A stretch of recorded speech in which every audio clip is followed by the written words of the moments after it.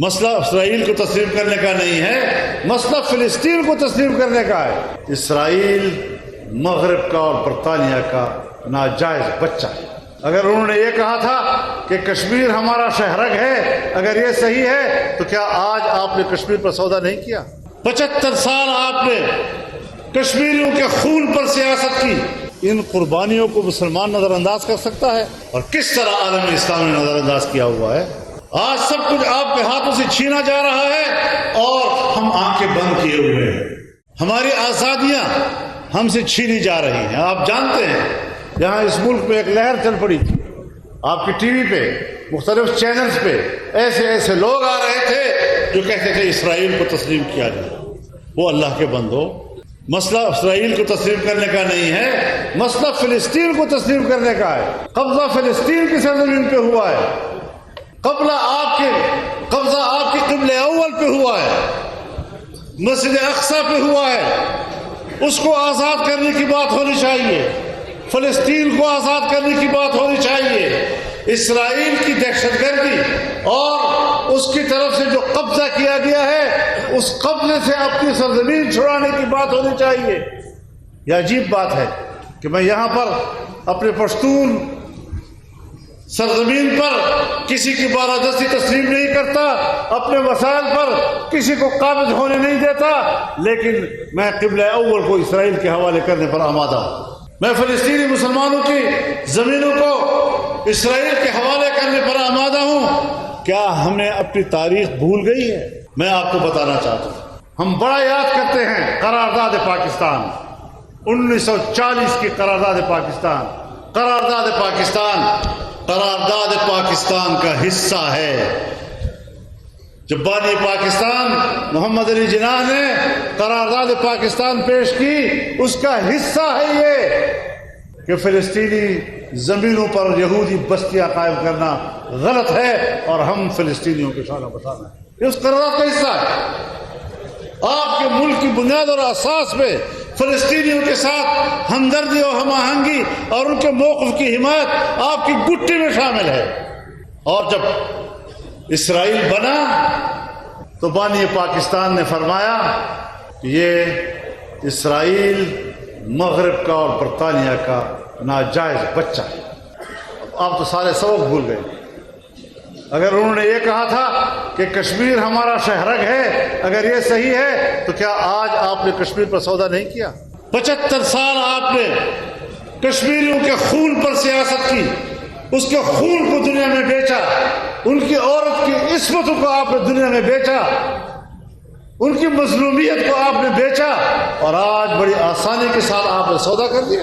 میں نے یہ بات کہی تھی، ہاں میں ایک بات پوری کروں کہ جب اسرائیل کی حکومت بنی تو اسرائیل کے پہلے وزیر اعظم نے جو پہلا خارجہ پالیسی کا بیان دیا، اس خارجہ پالیسی کے بیان کا حصہ ہے یہ، جب انہوں نے کہا کہ اسرائیل کی خارجہ پالیسی کا اساس یہ ہوگا کہ دنیا کے نقشے پر ایک نوزائیدہ مسلم کا خاتمہ یہ اسرائیل کے مقاصد میں شامل ہوگا۔ تو آپ کی رائے ان کے بارے میں اور پھر ان کی رائے آپ کے بارے میں، پہلے دن کی رائے اس سے اندازہ لگائیں کہ ان کے ذہن میں پاکستان کے لیے کیا ہے اور آپ کے ذہن میں ان کے لیے کیا تھا۔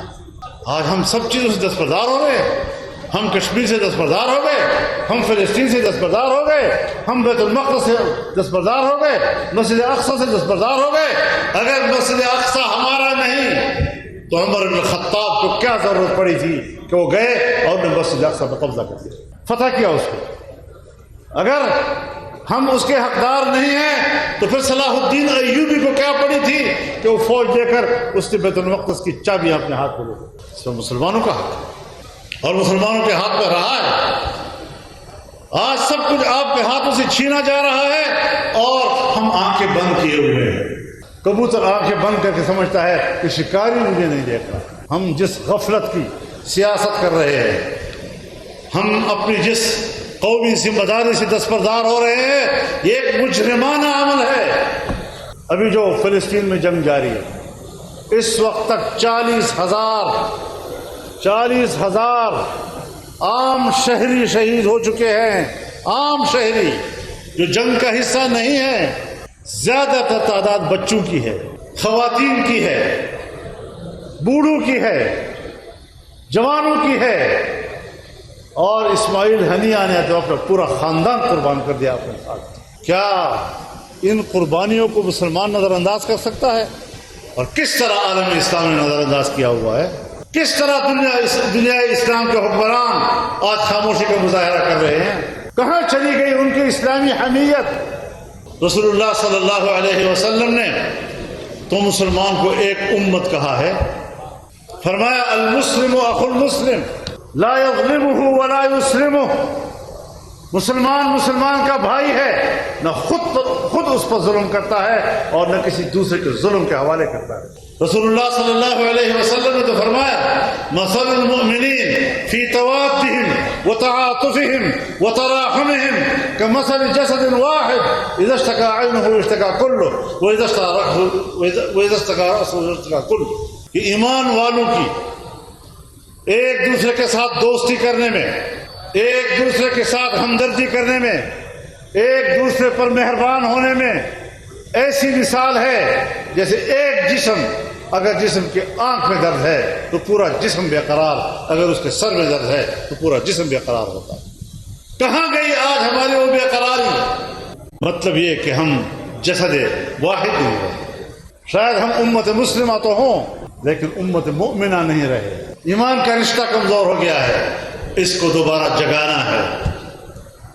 اور میں آج اس موقع سے فائدہ اٹھاتے ہوئے، ہم نے کبھی اپنی جماعت کے لیے آپ کے دروازوں پر دامن نہیں بچھایا کہ ہمیں چندہ دو، لیکن میں فلسطین کے لیے، ان کے 40,000 شہداء کے ورثاء کے لیے آپ سے درخواست کرتا ہوں کہ آپ اس موقع پر ان کے لیے مالی امداد و عطیات کا اعلان کریں۔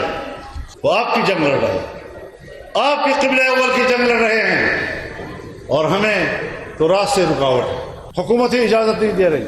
ورنہ فلسطین کی آزادی کے لیے مجھے یاد ہے جب 1967 میں میرے والد مرحوم نے اعلان کیا تھا کہ ہم پاکستان سے مجاہدین لڑنے کے لیے بھیجیں گے، اور مجھے یہ بھی یاد ہے کہ جمعیت کے مرکز میں نوجوانوں کو جنگی تربیت دی گئی تھی، لیکن پھر اجازت نہیں ملی۔